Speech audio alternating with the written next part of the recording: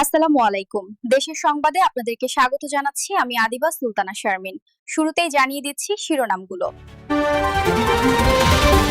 Peer গণতান্ত্রিক ব্যবস্থার সঙ্গে সাংঘর্ষিক বলছে বিএনপি। কিছু মহলের বিরুদ্ধে সুদূর প্রসারী চক্রান্তের অভিযোগ। আলোচনার মধ্যে এই আন্দোলনের ডাক নিয়ে প্রশ্ন। জুলাই সনদ বাস্তবায়ন পদ্ধতি নিয়ে হয়নি মতৈক্য। রাজনৈতিক দলের সঙ্গে ফের ঐক্যমত্য কমিশনের বৈঠক। 21 সেপ্টেম্বরের মধ্যে চূড়ান্ত সিদ্ধান্তের আশা আলী রিয়াজের। জুলাই হত্যাযজ্ঞের মামলায় শেখ হাসিনা কামালের বিরুদ্ধে নাহিদ ইসলামের সাক্ষ্য কাল পর্যন্ত মুলতবি। আমার দেশ সম্পাদক মাহমুদুর রহমানের জেরা সম্পূর্ণ। দাবি আদায়ের দিনভর পলিটেকনিক শিক্ষার্থীদের বিক্ষোভ। রাজধানী সহ বিভিন্ন জেলায় সড়ক ও রেলপথ অবরোধ। 4 দফা আদায়ে আরও কঠোর কর্মসূচির হুঁশিয়ারি।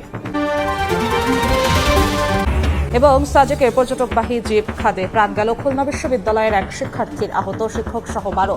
চট্টগ্রামের সিলিন্ডারের গুদামে ভয়াবহ বিস্ফোরণে দগ্ধ 10। নির্বাচন নিয়ে অনীহার কারণেই আনুপাতিক বা পিআর পদ্ধতির দাবিতে আন্দোলনের ডাক দেওয়া হয়েছে। ভোটের রোডম্যাপ ঘোষণার পর পিআরের দাবিতে আন্দোলন ফ্যাসিবাদ ফিরে আসার পথ সুগম করার পাশাপাশি মানুষের প্রত্যাশার প্রতি মুনাফিকি। রাজধানীতে আলাদা আলোচনায় এসব কথা বলেছেন বিএনপি নেতারা। চলমান ঐকমত্য কমিশনের আলোচনার মাঝেই ভোটের পদ্ধতি বদলে আন্দোলনের ডাক দিয়েছে কয়েকটি রাজনৈতিক দল। বিষয়টি নতুন করে বিভক্তি সৃষ্টি করছে কিনা এমন প্রশ্ন জনমনে। দুপুরে রাজধানীর বনানীতে হোটেল সেরিনায় সাংবাদিকদের মুখোমুখি হন বিএনপির স্থায়ী কমিটির সদস্য আমির খসরু মাহমুদ চৌধুরী। বলেন, ভোটের প্রচারণা ছাড়া অন্য কোনো গণতান্ত্রিক উপায়ে মাঠ দখলের চেষ্টা আন্দোলনকারী দলগুলোর ভবিষ্যৎ নির্ধারণ করে দেবে। নিশ্চয়ই নির্বাচন নিয়ে খুব তাদের অনীহা আছে। যে জায়গাটা ঐক্যমত হয় নাই, তো সেই জায়গাটার উপর ধরে আপনি যদি একটা কর্মসূচিতে চলে যান, তার মানে তারা ঐক্যমতের যে আলোচনা সে তার প্রতি কোনো সম্মান দেখাচ্ছে না। দেশের জনগণ তো অনেকে তো তাই মনে করতে শুরু করেছে ইতিমধ্যে, যে কোনো শক্তি এখানে দেশকে একটা আবার অস্থিতিশীল পরিস্থিতিতে নিয়ে যাচ্ছে। আমরা তো নির্বাচনে কর্মকাণ্ডে নেমে গেছি। একই ইস্যুতে নয়াপল্টনে কথা বলেন বিএনপির সিনিয়র যুগ্ম মহাসচিব রুহুল কবির রিজভী। 16 বছর ধরে কোনো দল পিআর চায়নি। সম্পূর্ণ নতুন এই দাবি উদ্দেশ্য প্রণোদিত বলে মন্তব্য তার। আপনি 16 বছর আন্দোলন হয়েছে হাসিনার বিরুদ্ধে।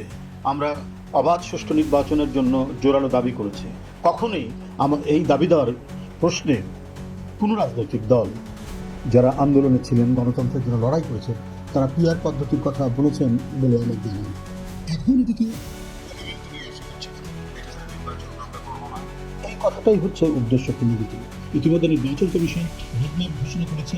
আপনারা যদি বলেন যে এটাকে প্রতিহত করবেন, উত্তর দেবেন না বা যাবেন না, তাহলে আমার তো মনে হয় এতদিন ধরে মানুষের যে প্রত্যাশা, সেই প্রত্যাশার প্রতি মুনাফিকি করা। পিআরের দাবিতে আন্দোলন বিএনপিকে কোনোভাবেই চাপে ফেলছে না মন্তব্য দলটির নেতাদের। লড়াই এদিকে জুলাই হত্যাযজ্ঞের মামলায় শেখ হাসিনা কামালের বিরুদ্ধে নাহিদ ইসলামের সাক্ষ্য কাল পর্যন্ত মুলতবি করেছেন আদালত। এই মামলায় সাক্ষ্য দিতে ট্রাইব্যুনালে যান জুলাই গণ অভ্যুত্থানের অন্যতম সংগঠক নাহিদ ইসলাম। পরে আদালত এই আদেশ দেন।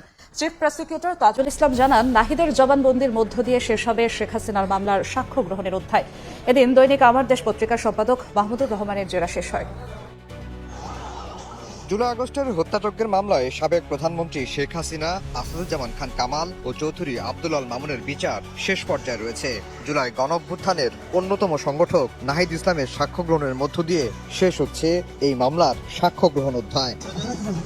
এরই মধ্যে আন্তর্জাতিক অপরাধ ট্রাইব্যুনালে উপস্থিত হয়েছেন নাহিদ ইসলাম। পুরো ঘটনার প্রকৃতি কিভাবে ডিজিএফআই আমাদেরকে চাপ প্রদান করেছে, পুলিশের ভূমিকা, ছাত্রলীগের ভূমিকা, অন্যান্য বাহিনীর ভূমিকা, আওয়ামী লীগের রাজনৈতিক নেতৃবৃন্দের বক্তব্য, তাদের ভূমিকা, এই বিষয়গুলো এসেছে, যেটা আমরা অভিজ্ঞতা লাভ করেছি আন্দোলনের সময়। সেই ঘটনাগুলোই আমি বলেছি এবং আজকে আমরা মূলত 18 এবং 19 জুলাই পর্যন্ত কমপ্লিট শাটডাউনের সেই সময়ের ঘটনাবলীগুলোটা ব্যাখ্যা করে আজকে জবানবন্দি আজকের মতো শেষ হয়েছে। এরপর তদন্ত কর্মকর্তার সাক্ষ্য গ্রহণ শেষে মামলাটি রায়ের দিকে এগোবে। দ্বিতীয়ার্ধে আমরা আশা করছি আমাদের 47তম সাক্ষী জনাব নাহিদ ইসলাম এই আদালতে সাক্ষ্য প্রদান করবেন। এদিন শেখ হাসিনা সহ 3 জনের বিরুদ্ধে দেয়া আমার দেশ পত্রিকার সম্পাদক মাহমুদুর রহমানের জবানবন্দির ওপর 2 দিন ব্যাপী জেরা শেষ হয়। জেরার জবাবে দুটো উল্লেখযোগ্য বিষয় তিনি অবতারণা করেছেন।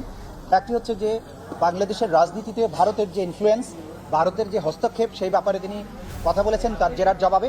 সেখানে তিনি উল্লেখ করেছেন যে সাবেক পররাষ্ট্রমন্ত্রী আব্দুল মোমেন উল্লেখ করেছিলেন যে বাংলাদেশের সাথে ভারতের সম্পর্কটা স্বামী স্ত্রীর মতো।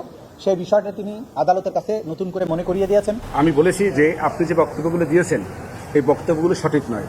আমি প্রত্যেকটা কথা ডিনায়াল নিয়েছি এবং ডিনায়ালটা উনি অস্বীকার করেছেন। এছাড়া উনি তো কোনো কিছু দেখেন নাই, উনি উপস্থিত ছিলেন না, ফলে উনি দেখা সাক্ষী না, উপস্থিত সাক্ষীও না। রাত সাক্ষী থেকে শুরু করে প্রতিটি সাক্ষ্য শেখ হাসিনাকে বিচারের অকাট্য দলিল বলে জানায় ট্রাইব্যুনালের প্রসিকিউশন দিয়েছেন আদালতকে এবং এর মাধ্যমে এদিকে আন্তর্জাতিক অপরাধ ট্রাইব্যুনাল 2-এ আশুলিয়ায় 6 লাশ পোড়ানো এবং একজনকে হত্যা মামলায় সাবেক এমপি সাইফুল ইসলাম সহ 16 জনের বিরুদ্ধে দ্বিতীয় দিনের সাক্ষ্য গ্রহণ ও জেরা সম্পন্ন হয়েছে। এদিকে শেখ হাসিনা ও তার 2 সন্তান জয় ও পুতুলের বিরুদ্ধে প্লট দুর্নীতির 3 মামলায় চতুর্থ দিনের সাক্ষ্য গ্রহণ চলছে। ঢাকার পঞ্চম বিশেষ জজ আদালতে আজ সাক্ষ্য দিচ্ছেন 5 জন। দুদকের অভিযোগ, ক্ষমতার অপব্যবহার করে পূর্বাঞ্চলে নতুন শহর প্রকল্পে 30 কাঠা সরকারি জমি বরাদ্দ নেন শেখ হাসিনা, তার ছেলে সজীব ওয়াজেদ জয় ও মেয়ে সাইমা ওয়াজেদ পুতুল। পরে 47 জনকে আসামি করে পৃথক 3টি মামলা করে দুদক। গেল 31 জুলাই এই 3 মামলায় আসামিদের বিরুদ্ধে অভিযোগ গঠন করে বিচার শুরুর আদেশ দেন আদালত। নিয়োগ বৈষম্য সহ 4 দাবিতে 20 দিন পর ফের রাজপথে পলিটেকনিক শিক্ষার্থীরা। রাজধানী সহ জেলায় জেলায় সড়ক অবরোধ করে বিক্ষোভ করেন তারা। বৈষম্যের অভিযোগ তুলে সরকারের গঠিত কমিটি বর্জনের ঘোষণাও দিয়েছেন আন্দোলনকারীরা। বিএসসি প্রকৌশল শিক্ষার্থীদের উত্থাপিত 3 দফা দাবি অযৌক্তিক বলে দাবি তাদের। এদিকে সড়ক ও রেলপথ অবরোধে ভোগান্তিতে পড়েছেন সাধারণ মানুষ।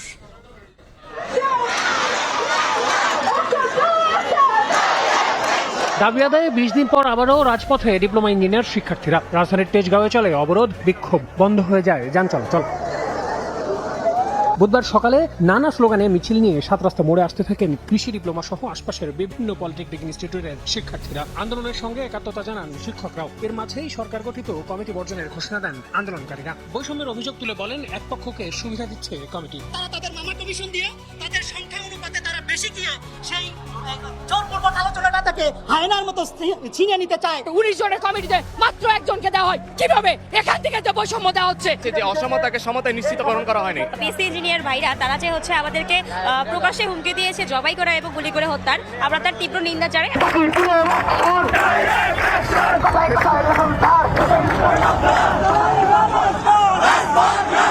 এদিকে জেলায় জেলায় সড়ক, মহাসড়ক ও রেলপথ অবরোধ করে বিক্ষোভ করেন পলিটেকনিকের শিক্ষার্থীরা। দিনাজপুর, ফেনী ও রাজশাহীতে রেলপথ, গাজীপুর, বরিশাল, যশোর ও গোপালগঞ্জে মহাসড়ক অবরোধ করে ব্লকেট কর্মসূচি পালন করেন তারা। দাবি আদায়ে দেন বিভিন্ন স্লোগান। তাদের যদি 3 দফা মানা হয় তাহলে আমাদের যে সরকারি 50টা পলিটেকনিক এবং বেসরকারি 600 প্লাস পলিটেকনিক এগুলি বন্ধ ঘোষণা করুন। যতদিন পর্যন্ত আমাদের এই 7 দফা বাস্তবায়ন করা না হবে আমরা বিভিন্ন কর্মসূচি পালন করব এবং রাজপথেই অবস্থান করব। সাধারণ জনগণের অবরোধ করতে চাচ্ছি না, আমরা জাস্ট তাদেরকে দেখাইতে চাচ্ছি যে আমরা আছি, আমরা চাইলে অনেক কিছু করতে পারি, কিন্তু আমরা করতেছি না। এ সময় জনভোগান্তি এড়াতে সরকারকে বিষয়টি সমাধানের আহ্বান জানান ডিপ্লোমা প্রকৌশলীরা। এদিকে সচিবালয়ে বৈঠক শেষে উপদেষ্টা ফজল কবির জানান, বিসিএস ও ডিপ্লোমা প্রকৌশলীদের সমন্বয়ে গঠিত কমিটির সুপারিশ না দেওয়া পর্যন্ত আন্দোলন বন্ধ রাখার আশ্বাস দিয়েছে উভয় পক্ষ।